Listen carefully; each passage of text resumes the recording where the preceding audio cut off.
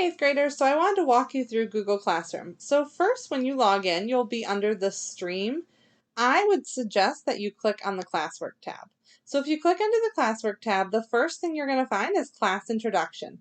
You should watch this introduction video. It just talks about the introduction to this class. And then underneath that, you'll find the course syllabus. This is really important. Make sure that you read over the course syllabus. Then there's a question. It says, what is your favorite math class memory? I would like you to answer that question in the response here, and then also to comment on one of your classmates' responses. So this is just kind of to get to know you and to see what things do you like about math.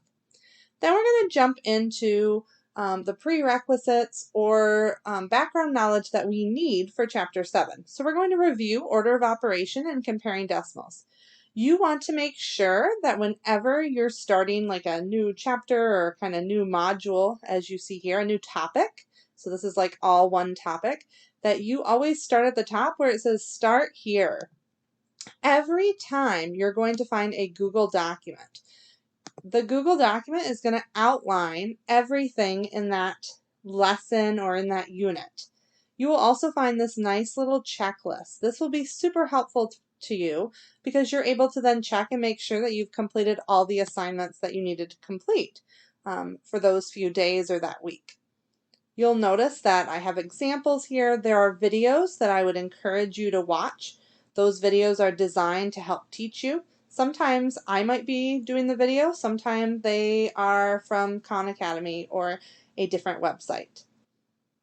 And then under each one of the days, you'll see the assignment and the links to the assignment.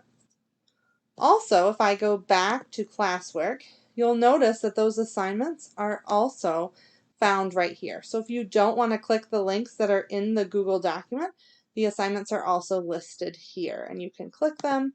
This is working on IXL, which all of you should be familiar with because we've done IXL in class before. Then here's the next unit or lesson. It's focusing on the chapter's vocabulary. So again, make sure you start here.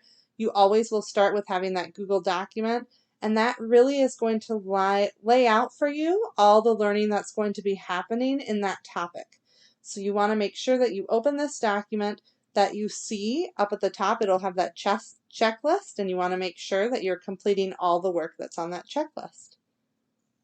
So hopefully this helped you understand a little bit of the format for this online learning. Let me know if you have any questions.